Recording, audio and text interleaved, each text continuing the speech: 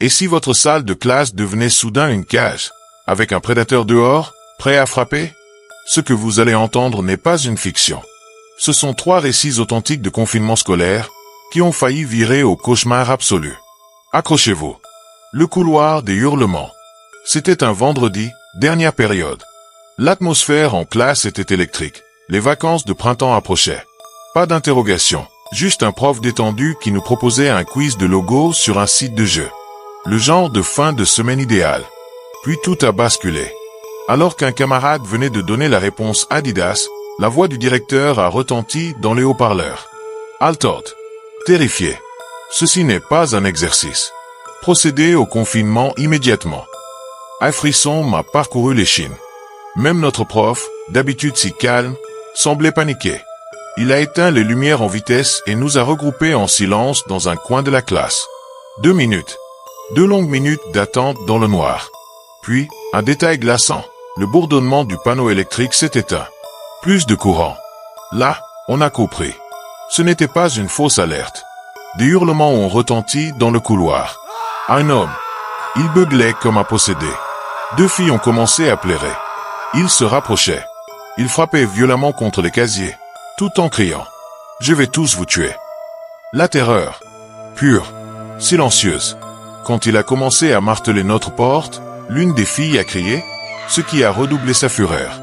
Il hurlait « Ouvrez, ouvrez ». Et puis, plus rien. Le silence. L'homme s'est éloigné, toujours en criant, jusqu'à disparaître au fond du bâtiment. Une dizaine de minutes plus tard, le directeur est revenu à l'interphone. Il a expliqué qu'un individu mentalement instable avait fait irruption dans l'école et agressé la secrétaire, qui avait fui en hurlant. On ignorait s'il était armé. À l'époque, notre établissement n'avait ni caméra ni sécurité. Il suffisait d'entrer. Le plus effrayant, le soir même, un agent d'entretien a retrouvé cet homme, endormi dans un local de stockage. Et selon des rumeurs, une arme .44 Magnum dépassait de sa poche. Mais quand la police est arrivée, il avait déjà disparu. Le voisin au sans trouble. C'était un jour gris d'octobre, premier service de déjeuner.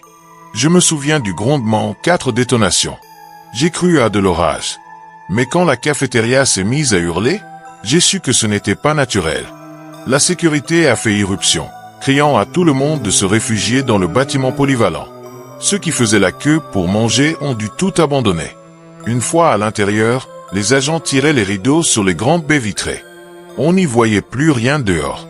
Un ami, Eric, a osé demander ce qui se passait. Quand il est revenu, il avait le visage livide. Tu vois les maisons juste devant le collège? Un type a barricadé la sienne, menace de se suicider et dit qu'il abattra les flics s'ils essaient de l'expulser. Il regardait les élèves par la clôture, d'un air dérangé. Pire encore, c'était un délinquant sexuel connu.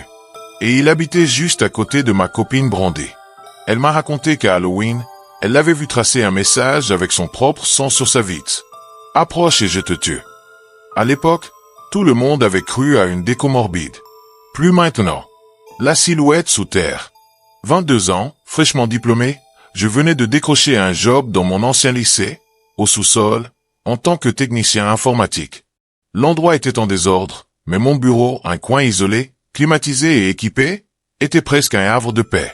Ce jour-là, mes collègues Dave et Gary n'étaient pas là. Je savourais un sandwich quand j'ai reçu un appel du secrétariat. Verrouillez-vous, confinement en cours. Un individu armé aurait pénétré l'école. Mon cœur a raté un battement. Mon bureau n'avait même pas de vraie porte. Juste une ouverture béante sur le couloir. Et celle du sous-sol n'avait pas de serrure. J'ai éteint la lumière et l'écran de mon ordi. Puis, je me suis planqué sous mon bureau, mon téléphone serré contre moi. Silence total. Jusqu'à ce que j'entende la porte du sous-sol grincer. Des pas précipités. Quelqu'un descendait. Il est entré dans le bureau, sans allumer la lumière. Je retenais mon souffle. Puis, ding, une notification. Mon téléphone. L'enfer. Les pas se sont rapprochés. Je me suis précipité hors de ma cachette, suppliant qu'on me laisse en vie. Un homme m'a attrapé le bras. Chemise à carreaux rouges, casquette assortie. Il chuchote. C'est bon, je me cache aussi. Tu sais ce qu'il se passe là-haut?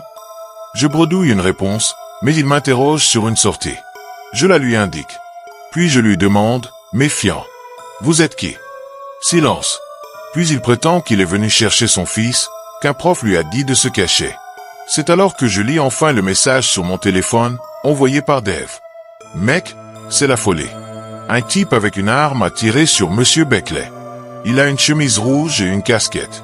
Ne remonte surtout pas. Je lève les yeux. L'homme me regarde. Il comprend que j'ai compris. Je cours. Une détonation. Un sifflement métallique.